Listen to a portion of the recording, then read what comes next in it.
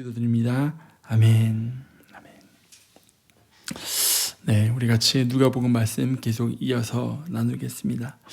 우리가 지난주에 부르심이 우리의 삶의 성격을 바꾸는 힘에 대해서 같이 말씀을 나누었습니다.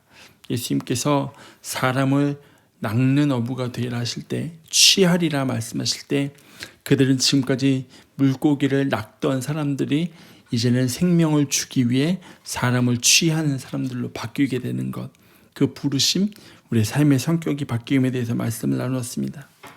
그리고 이어지는 오늘 본문의 말씀을 보면 온 몸에 문둥병이 걸린 사람을 고치시는 기적 사건을 기록하고 있습니다. 사실 복음서에서는 예수님의 병고침의 사건, 예수님의 치유 사건에 대해서 굉장히 많은 이야기를 하고 있습니다. 다음 주에 보게 될 사건도 예수님이 중풍병자를 고치시는 사건입니다. 예수님께서 행하시는 사역의 곳곳에서 사실 어렵지 않게 볼 수 있는 사건이 치유 사역입니다. 그래서 사실 우리에게는 예수님의 치유 사역이 그리 특별하게 보이지 않는 본문이 있습니다. 그러면서 사실 이 치유 사건들을 대할 때마다 여기에서 우리가 무슨 말씀을 나눠야 되지라는 고민을 참 많이 하게 됩니다. 제가 예전에 족보를 나눌 때에 그런 고민을 말씀드렸었어요. 족보? 이거 건너뛰면 안 될까? 라는 생각을 했었더라는 말씀. 오늘 말씀도 그래요. 이 치유 사건? 여기서 같이 뭘 묵상할까?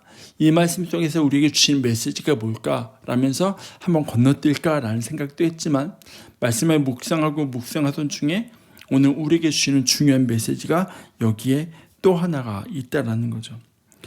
저 신학교 시절에 신약학을 가르치셨던 교수님께서 예수님의 사역을 2M으로 규정을 지으셨던 분이 계십니다. 첫 번째 M은 밀일입니다. 밀.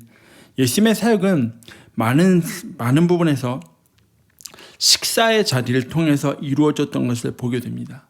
죄인들과 세대들과 함께 식사하였고 이 모습을 본 유대인들이 뒤에서 그렇게 말을 많이 했습니다.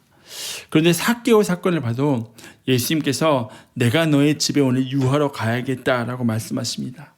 그 가정에 식사하러 들어가셨고 그 자리를 통해서 삭개오의 회개와 회복이 이루어졌음을 우리가 보게 됩니다. 그리고 또 하나의 M은 무빙입니다. 예수님 끊임없이 움직이셨습니다. 한 곳에 머무르는 사역이 아니었습니다. 지속적으로 움직이시는 사역이었습니다. 움직이시면서 말씀을 가르치시기도 하고 병자들을 고치시기도 하셨습니다. 오늘 말씀도 그렇습니다. 지난주 말씀에서 예수님은 게네사렛이라는 호숫가에서 제자들을 부르셨습니다. 그리고 오늘 어디인지 알 수 없지만 한 동네로 움직이셨고 그곳에 계실 때에 라는 말씀으로 시작되는 것을 보게 됩니다. 예수님께서 계시는 곳으로 온몸에 문둥병이 걸린 사람이 찾아왔습니다.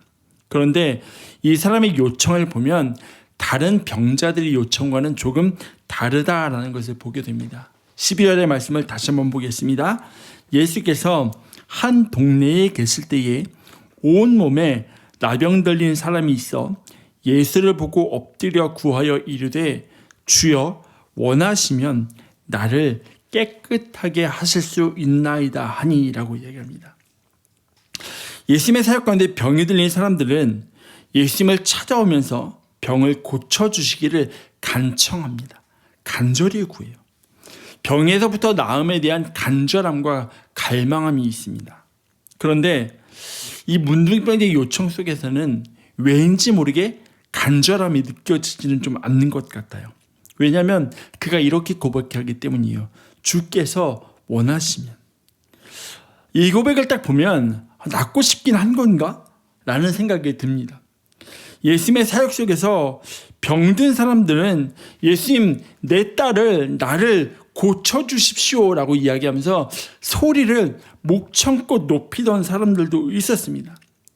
나의 피로 자신의 병에서 노임을 받기 원하는 마음으로 예수님께 있는 힘껏 소리를 다해서 나를 좀 돌아봐 달라고 소리를 높이던 사람들이 있었습니다. 그런데 이 사람만큼은 병이 나으면 좋겠지만 낫지 않아도 어쩔 수 없지라는 마음처럼 보인다는 거죠. 주께서 원하시면 원하지 않으면 그럼 어떻게 할 거지? 라는 고민을 해보게 된다는 거죠.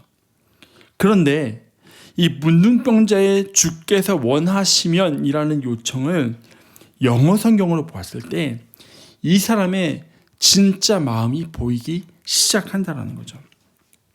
일반적으로 네가 원하면 라는 영어 표현을 쓸 때는 if you want 이렇게 얘기합니다. 네가 원하면. 우리가 흔히 생각하고 아는 표현입니다. 일반적으로는 그렇게 이야기를 해요.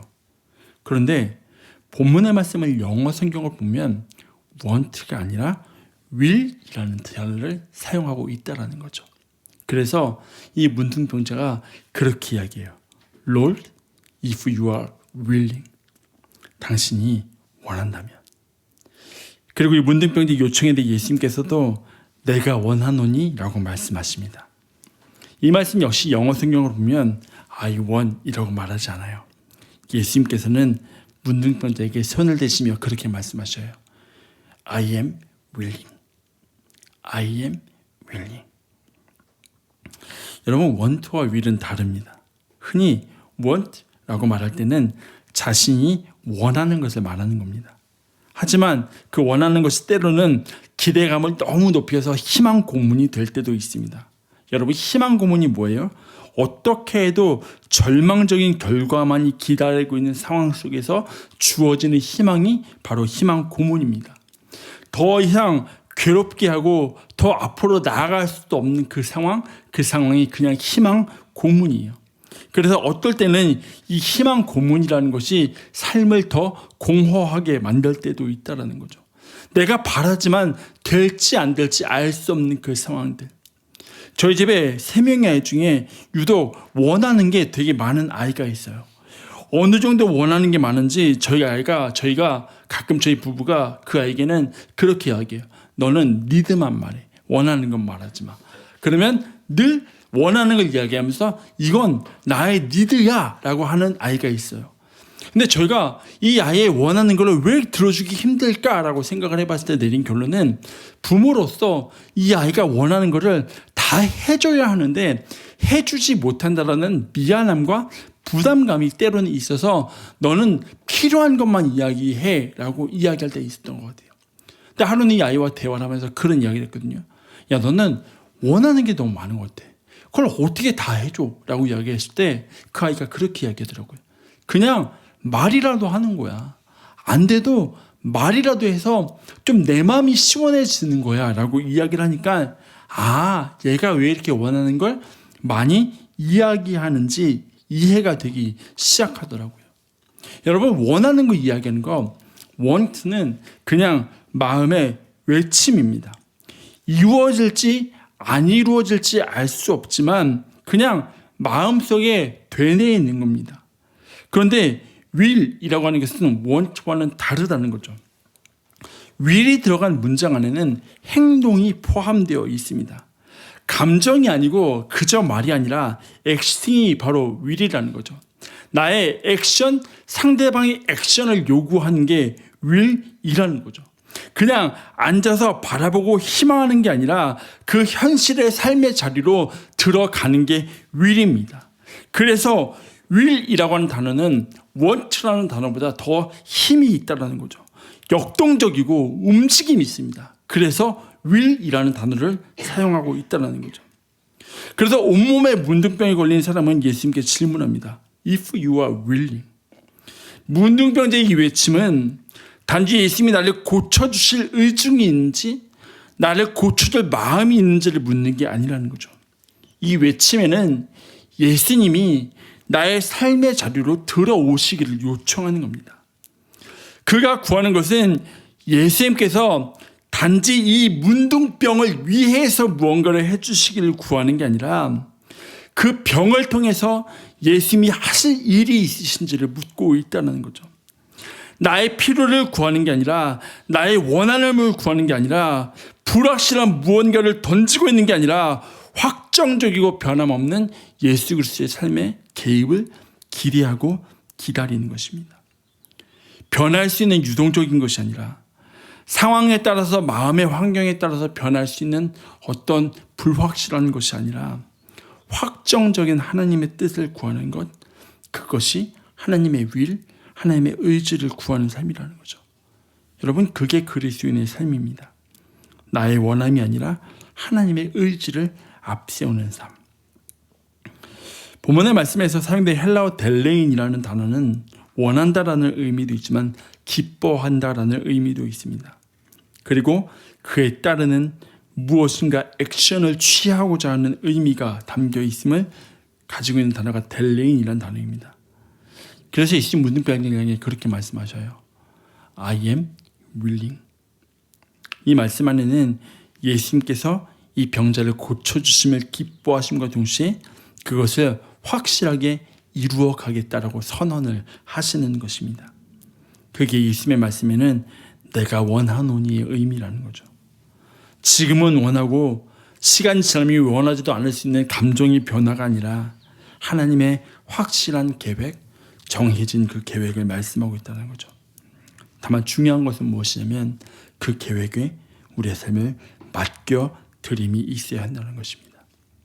때로는 우리가 생각하지 못한 상황이 일어난다 할지라도 우리의 계획과는 전혀 다른 일이 벌어진다 할지라도 하나님의 의지에 우리의 삶을 맡겨드림이 있어야 한다는 겁니다. 여러분, 민수기 13장을 보면 하나님께서 모세에게 말씀하십니다. 이제 각 지파에서 한 명씩 지휘관을 뽑아서 12명의 사람들을 가나안 땅에 정탐하러 보내라고 하십니다. 모세는 하나님의 말씀을 따라서 각 지파에서 지휘관 된 사람들 한 명씩을 뽑아서 가나안 땅에 정탐꾼을 보내게 됩니다. 이들은 40일 동안 가나안 땅을 정탐하고 돌아오게 됩니다. 그리고 이스라엘 백성 앞에 서서 보고하게 됩니다. 그런데 우리가 알듯이 이들의 보고는 둘로 나뉘게 됩니다. 10명의 정탐꾼은 그렇게 이야기해요. 그 땅은, 우리가 보고 온 그 땅은 정말로 하나님께서 말씀하신 대로 젖과 꿀이 흐르는 정말 좋은 땅이다. 그런데 그 땅에 거하는 사람들은 거인들로서 우리보다도 크고 강하기에 그 땅이 진짜 좋은 땅인 건 맞지만 우리는 그 땅을 차지하기에는 턱없이 부족하다라고 이야기하기 시작합니다. 이 이야기를 듣고 백성들이 소란을 일으키기 시작합니다. 민수기 14장 1절과 2절 한번 같이 보겠습니다. 같이 읽겠습니다. 시작. 온 회중이 소리를 높여 부르짖으며 백성이 밤새도록 통곡하였더라. 이스라엘 자손이 다 모세와 아론을 원망하며 온 회중이 그들에게 이르되 우리가 애굽 땅에서 죽었거나 이 광야에서 죽었으면 좋았을 것이에요. 여러분, 이스라엘 백성들은 애굽에서 나온 이후로 어려움이 있을 때마다 이들이 하는 이야기가 차라리 우리가 애굽에서 죽었다면 더 좋았겠다라는 이야기였습니다. 그들의 불만과 반항의 그 표시의 최고봉은 차라리 우리가 애굽에 있었으면 좋았겠다라는 겁니다. 가나안 땅을 바로 앞에 두고 이들이 보여준 불만과 반항은 절정에 다다르게 된다는 거죠. 이때 여호사와 갈렙이 일어나서 이야기하기 시작합니다. 우리가 정탐한 땅은 정말 아름다운 땅이다. 그러면서 하나님께서 우리를 가나안 땅으로 인도해 들이실 것이다 라고 이야기하면서 한 가지 조건을 이야기해요. 이렇게 이야기해요. 민수기 14장 8절입니다. 여호와께서 우리를 기뻐하시면 우리를 그 땅으로 인도하여 들이시고 그 땅을 우리에게 주시리라. 이는 과연 젖과 꿀이 흐르는 땅이니라고 이야기합니다. 아무런 조건 없이 갈 것이라고 이야기하잖아요. 한 가지, 여호와께서 우리를 기뻐하시면 이라고 분명하게 이야기합니다. 이스라엘 백성들이 가나안 땅에 들어간 데 있어서 관건을 다른 것으로 이야기하지 않습니다. 하나님이 우리를 기뻐하신지 여부가 있다는 거죠. 그리고 이를 위해서 갈렙이 이어서 이야기하는 것이 있는데 그것이 무엇이냐면 여호와를 거역하지 말고 그 땅의 백성을 두려워하지 말라고 이야기합니다. 왜냐하면 이미 이스라엘을 가나안 땅에 들여보내기로 작정하신 하나님의 계획이 있기 때문이라는 거죠. 아무도 바꿀 수 없는 하나님의 의지. 중국 선교사의 자녀로 태어나서 영국에서 교육을 받고 미국의 사회 비평가 및 저술가로 활동하고 있는 오스 기니스라고 하는 인물이 있습니다. 이 사람이 가지고 있는 탁월함 중에 한 가지는 굉장히 넓은 지성적인 시각으로 기독교의 주제를 되게 하나하나 차근차근 풀어가고 있다는 거죠. 예를 들면 이 오스기니스라고 하는 사람은 소명, 우리의 부르심에 대해서 이렇게 이야기해요. 소명의 핵심은 우리가 무엇을 하느냐가 아니라 우리를 불러주신 하나님을 바르게 아는 것 그 자체가 소명이라고 이야기합니다. 소명은 우리의 삶을 특정한 사명으로 지정하는 것이라기보다는 우리를 하나님을 아는 특정한 존재로 부르는 그 부름이 소명이라는 거죠. 그리고 그것은 하나님과의 친밀한 관계로 초대하는 것이라고 이야기합니다. 하나님과의 친밀함 속에 머무는 사람, 그 사람이 삶에 일어나는 다양한 문제들을 대응하는 방식에 대해서 이렇게 이야기합니다. 삶의 문제에 제대로 대응하려면 주님이 맡기신 역할과 그분의 계획을 정확히 알아야 한다라고 이야기합니다. 여러분, 주님이 맡기신 역할, 그것이 소명이라고 한다면 그분의 계획, 우리 삶을 향한 하나님의 의지를 명확하게 알아야 한다는 거죠. 하나님의 윌, 하나님의 뜻, 하나님의 의지, 하나님의 계획이 무엇인지를 명확하게 알아야 우리의 삶에서 당면하는 문제들을 명확하게 대처할 수 있다는 것입니다. 내가 원하는 것이 아니라 하나님께서 하시고자 하는 것이 무엇인지를 정확하게 알아야 한다는 거죠. 그리고 하나님께서 하시고자 하는 것에 우리를 온전히 내어드리고자 하는 결단이 우리 가운데 요구된다는 것입니다. 여러분, 시편 115편은 이스라엘 백성들이 바벨론 포로 시대에 작은 무리들로 나눠져서 예배를 드리던 시대를 배경으로 하는 시편입니다. 여러분, 당시 이방의 신들은 형상을 가지고 있었습니다. 그것이 바벨론의 아세라든 바알이든 그 어떠한 것이든 그들은 신상을 가지고 예배를 하던 사람들이었습니다. 그런데 그들이 보기에 작은 무리로 모여서 예배하는 이스라엘 백성들은 아무런 형상이 없이 무엇에 대해서 예배하는지 알 수 없는 민족들이었습니다. 그러니까 조롱의 대상이 될 수밖에 없다는 거죠. 야, 너희가 예배하는 신은 모양이 어때? 너희가 예배하는 신은 어떻게 생겼어? 라고 이방 사람들이 이스라엘 사람들을 조롱하던 시대에 지은 시가 시편 115편입니다. 근데 3절에 이렇게 고백해요. 오직 우리 하나님은 하늘에 계셔서 원하시는 모든 것을 행하셨나이다 라고 이야기해요.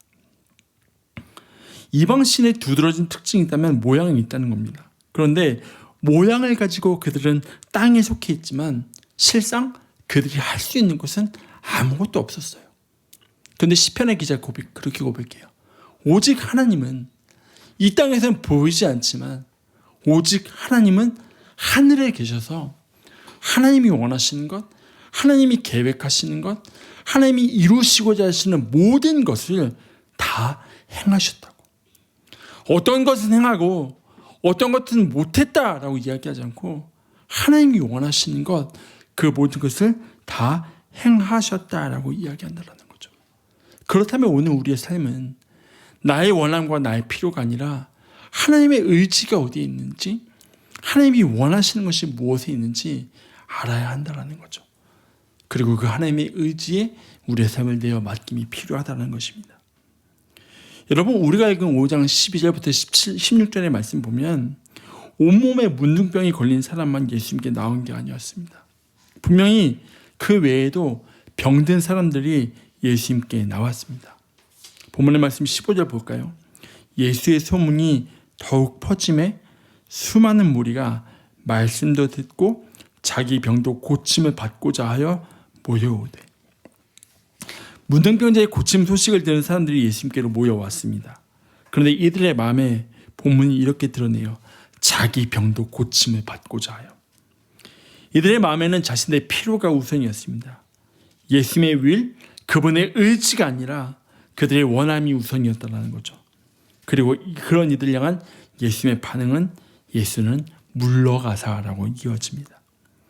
그들의 필요의 반응을 보이신 것이 아니라 물러가셨다라고 말씀하죠. 왜냐하면 이들은 하나님의 의지에 자신들을 맡기는 게 아니라 자신들의 필요에 예수님을 끼워 맞추려고 했기 때문이라는 거죠. 여러분, 우리는 끊임없이 하나님께 내어 맡기고 묻는 삶을 살아가야 합니다. 그리스도의 삶은 끊임없이 하나님의 의지를 물어야 합니다. 지난 2월과 3월에 5주간 결혼을 준비하는 지체들과 함께 결혼 교육을 진행했습니다. 그리고 마지막 한 주는 한국에 계시는 부모님들과 함께 결혼 교육을 온라인으로 만나 진행하면서 결혼은 떠남이고 그 떠남은 결정권의 이양이라고 말씀을 나누었습니다. 결혼이라는 것 자녀를 떠나보내는 일입니다. 성경에서도 결혼에 대해 사람이 부모를 떠나 합하여 한 몸을 이루라고 분명히 말씀합니다. 그런데 이 떠남과 떠나보냄에 있어서 반드시 이루어져야 하는 것이 있는데 그것이 바로 결정권의 이양입니다. 결혼 전까지는 자녀에 대한 결정권을 부모님이 가지고 있었다면 이제 결혼해서 자녀를 떠나보낸다면 내가 지금까지 가지고 있던 결정권도 그 자녀의 가정에 넘겨주어야 한다는 거죠. 물론 부모님께서 옆에서 기도하시면서 조언자 역할을 해주실 수는 있지만 어디까지나 결정은 그 가정의 부부가 이루어 가야 한다는 것. 그런데 그 과정에서 잊지 말아야 할 것은 아내가 가지고 온 결정권이 있고 남편이 가지고 온 두 개의 결정권이 한 가정 안에 있는데 이 가정의 최종 결정권자는 하나님 되심을 잊지 말라는 이야기를 함께 나누었습니다. 큰 문제든 작은 문제든 급한 문제이든 급하지 않은 문제이든 하나님께 묻지 않아도 되는 것은 아무것도 없습니다. 그리고 이 물음에는 하나님의 의지를 따르겠다는 그 결단이 함께 가야 한다는 거죠. 여러분, 그리스도의 삶은 그렇게 하나님의 의지를 묻는 삶이 되어야 하는 것입니다. 고린도전서 16장을 보면 바울이 에베소에서 머물면서 빌립보와 마게도냐에 관한 소식을 듣게 됩니다. 그가 들은 소식은 이런 겁니다. 빌립보에 회심자들이 있었는데 빌립보에 보면 예수님을 믿기로 회심한 사람들이 있는데 유대주의자들이 그들에게 들어와서 그들의 믿음을 위협하고 있다는 거죠. 이 소식을 들은 바울은 고린도 교회에 대한 걱정이 앞서기 시작합니다. 혹시라도 유대주의자들로 인해서 교회가 어려움을 당하게 되지 않을까? 힘들게 쌓아온 교회의 믿음이 한순간에 무너지지 않을까라는 걱정이 들기 시작합니다. 그래서 바울이 내가 마게도냐를 지나가서 고린도로 갈 것인데 내가 너희와 그곳에서 겨울을 함께 지내고 싶은 마음이 있다라고 고백을 해요. 그런데 바울의 입장에서는 분명히 고린도 지역에 한 계절이라도 같이 있으면서 그 교회를 다시금 재정비하고 싶은 마음이 있었을 겁니다. 그래서 내가 너희에게 가기를 원한다라고 이야기를 해요. 그러면서도 그가 세우는 원칙이 한 가지 있습니다. 고린도전서 16장 7절 말씀 한번 같이 보겠습니다. 같이 읽게요. 시작. 이제는 지나는 길에 너희 보기를 원하지 아니하노니 이는 만일 주께서 허락하시면 얼마 동안 너희와 함께 머물기를 바랍니다. 이 말이 무슨 의미냐면 내가 지나가듯이 너희를 보고 싶지 않고 내가 얼마 동안이라도 너희와 함께 있고 싶다는 말이에요. 그런데 거기 한 가지 원칙이 있어요. 뭐냐면 주께서 허락하시면, 하나님이 거기 있으라 하신다면. 여러분 보세요. 누가 보더라도 바울이 고린도에 머물면서 교회를 안정시키는 일은 해야만 하는 일이에요. 우리가 보기에는 선택이 아닌 필수예요. 그럼에도 불구하고 바울은 그 모든 결정의 기준을 우리의 피로 교회의 피를 놓지 않는다는 거죠.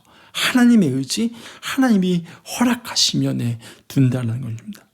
여러분, 이게 그리스도인의 삶입니다. 여러분, 우리는 나름의 시간이 지나가고 생각이 깊어져 가면서 그런 생각할 때가 있습니다. 이것까지 물어봐야 하나?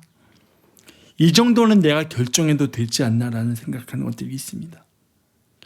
아브라함도 사라도 그렇지 않았을까라는 생각을 하게 됩니다. 분명 하나님이 아브라함에게 내가 너로 모든 민족의 아버지가 되게 하겠고 사라에게 내가 너로 모든 민족의 어머니가 되게 하겠다라고 말씀하셨는데 그 말씀이 이루어지지 않자 그들은 시간이 지나가면서 이렇게 결정을 내립니다. 자, 사라, 나의 여종 하갈을 아브라함에게 첩으로 주자. 그 당시 고대 근동의 문화는 그랬습니다. 나의 여주인이 자신의 몸종을 남편에게 첩으로 주어서 자녀를 낳으면 그 자녀는 여주인의 자녀가 되는 게 고대 근동의 문화였어요. 그러면 이것은 시대적으로, 상황적으로, 환경적으로, 문화적으로 아무런 문제가 되지 않는 거였어요. 그래서 그들은 하나님께 묻지 않고 그렇게 하갈을 아브라함과 동침하도록 하여 이스마엘을 낳게 됩니다. 그때는 그들은 몰랐을 거예요. 하나님께 묻지 않았던 그 결과가 나중에 어떠한 결과를 초래할지. 우리는 때로 우리의 시대가, 사회가, 환경이 이것은 허용하기 때문에 이것은 사회적으로 괜찮다라고 여겨지는 부분들이 참 많이 있다는 거죠. 그런데 하나님의 의지가, 하나님의 계획이 어디 있는지 끊임없이 묻는 게 우리의 삶의 모습이어야 하는 것입니다. 여러분, 당연한 것은 아무것도 없습니다. 이거 괜찮겠지라고 하는 것은 아무것도 없습니다. 우리는 삶의 한 걸음 한 걸음을 내디딜 때마다 그 자리에서 하나님께 묻는 것, 하나님 원하십니까? 라고 묻는 것, 그것이 우리의 삶의 자세여야 한다는 거죠. 이제 말씀을 마무리하려고 합니다.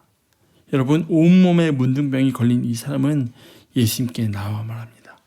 If you are willing, 당신이 원한다면. 그런데 이러한 질문이 가능한 한마디의 단어가, 단 하나의 단어가 그 앞에 나와 있다는 거죠. Lord, 주님. 주님이 나의 주인 되시기, 주님이 나의 주인이시기에, 주님이 나의 삶의 모든 것이기에 나는 원하지만 주님 원하십니까? 라고 묻는 물음이 있었다는 거죠. 이것이 오늘을 살아가는 저와 여러분의 삶의 고백 되시길 주의 이름으로 축원합니다. 우리 이제 이 찬양 함께 부르고 말씀을 마무리하려고 합니다. 하나님 아버지의 마음이라는 찬양입니다. 이 찬양의 가사를 보면 이렇게 고백합니다. 아버지, 당신의 마음이 있는 곳에 나의 마음이 있길 원해요. 아버지, 당신의 눈물이 고인 곳에 나의 눈물이 고이길 원해요. 아버지, 당신이 바라보는 영혼에게 나의 두 눈이 향하길 원해요. 아버지, 당신이 울고 있는 어두운 땅에 나의 두 발이 향하길 원해요. 나의 마음이 아버지의 마음하라, 내 모든 뜻 아버지의 뜻이 될 수 있기를. 나의 온 몸이 아버지의 마음하라, 내 모든 삶 당신의 삶 되기를. 여러분, 우리 이 책 볼 때 오해하는 게 뭐냐면 내 마음이 중요하니까 내 마음만 아버지의 마음 품고 살아가면 되지 않나라고 생각합니다. 그런데 그렇게 고백해요. 나의 온 몸이 아버지의 마음하라. 나의 온 몸이 아버지의 마음하라. 마음만 품고 내가 하고 싶은 대로 살아가겠다는 게 아니라 하나님, 나의 온 몸으로, 나의 삶으로 하나님의 의지를 따라가는 삶이 되기 원합니다라는 고백이 이 찬양의 가사 안에 담겨져 있다는 거죠. 이 고백은 하나님의 의지에 나의 몸을, 나의 삶을 내어드리겠다는 결단입니다. 마음만 품고 살아가겠다는 것이 아니라 하나님, 나의 삶에 직접 개입하셔서 일하시도록 나의 삶을 내어놓겠다라는 고백입니다. 오늘 우리가 하나님 앞에 그렇게 살아갔으면 좋겠습니다. 하나님, 오늘 이 상황에 하나님 무엇을 원하십니까? 저 역시 살아가면서 굉장히 많은 고민이 있고, 하나님, 우리가 한 발 한 발 내디딜 때마다 어떻게 내디뎌야 할지 참 모르겠습니다 라고 질문할 때가 참 많습니다. 근데 그러면서 놓치지 않으려고 하는 것이 하나님 이 시간 통해서 우리에게 무엇을 원하십니까? 하나님, 참 두렵습니다. 나의 욕심이, 나의 마음이, 나의 생각이 하나님 계획보다 앞설까봐 하나님 참 많이 두렵습니다 라는 마음으로 살아가거든요. 오늘 저와 여러분의 삶의 고백이 하나님 무엇을 원하십니까? 하나님 정말 원하십니까? 라고 한 번 더 묻고 그렇게 하나님 앞에서 살아갈 수 있는 저와 여러분 삶이 되시길 주의 이름으로 축원합니다. 오늘 함께 찬양 고백하면서 하나님 앞에 기도하며 나가도록 하겠습니다.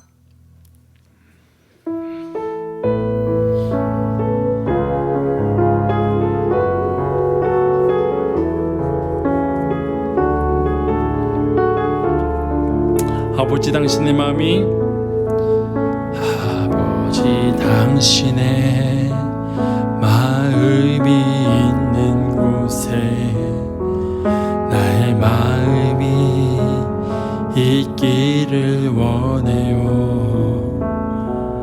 아버지 당신의 눈물이 고인 곳에 나의 눈물이 고이길 원해요.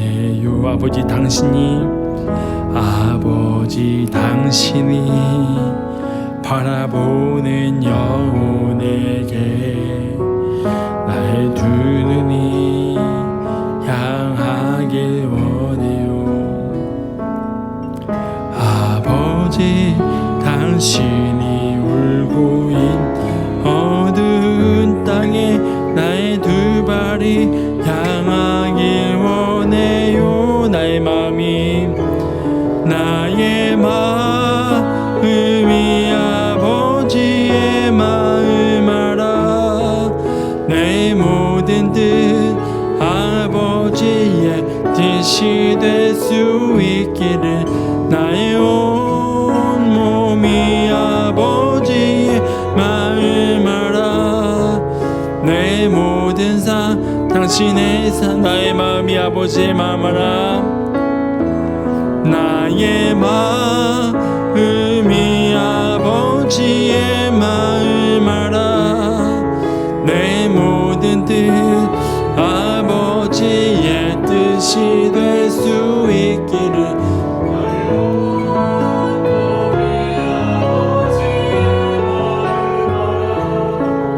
내 모든 삶 당신의 삶 되기를.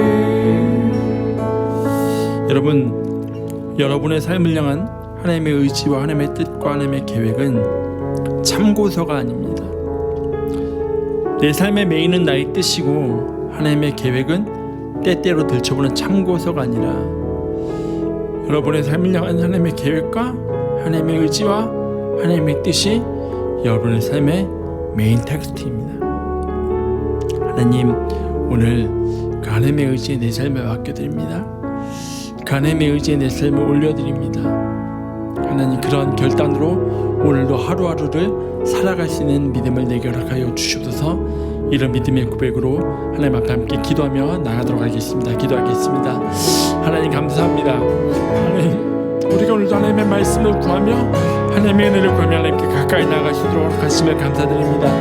하나님, 주의 의지에 하나님의 말씀에 하나님의 그 윌링에 하나님 우리의 삶을 우리의 인생을 맡겨드리며 내어드릴 수 있는 삶이 되게 하나님 도와주시옵소서. 나의 필요와 나의 의지를 따라 하나님을 찾는 그런 신앙이 아니라 하나님의 의지가 하나님의 계획이 하나님의 뜻이 나의 삶의 메인이 되어서 나의 삶의 온전히 주가 되어서 나의 삶을 이끌어가시 하나님의 놀라운 은혜를 날마다 경험하며 살아가게 하나님 도와주셔서 하나님 그렇게 하나님과 함께 걸어가며 하나님과 함께 동행하며 하나님과 함께 하루하루를 살아갈 수 있는 그런 삶의 자리가 되게 도와주시옵소서. 하나님 그렇게 주께서 원하시면 주님 앞에 나의 삶의 생명도 나의 삶의 그 무엇도 아낌없이 내어드릴 수 있는 삶을 살아가게 하시고 하나님 우리의 온 몸이 아버지의 마음을 알게 하여 주시옵소서.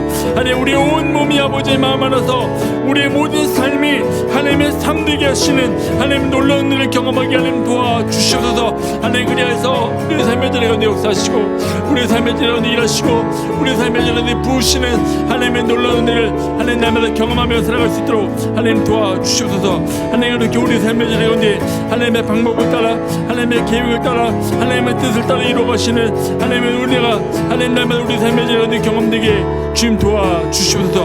하나님 주의 은혜를 갈망합니다. 하나님 주의 은혜를 바라봅니다. 하나님 역사하여 주시고 하나님 일하시며 하나님 채우시고 하나님 붙이시며 함께하여 주시옵소서. 하나님 감사합니다. 주께서 역사하시고 일하시며 붙이시옵소서.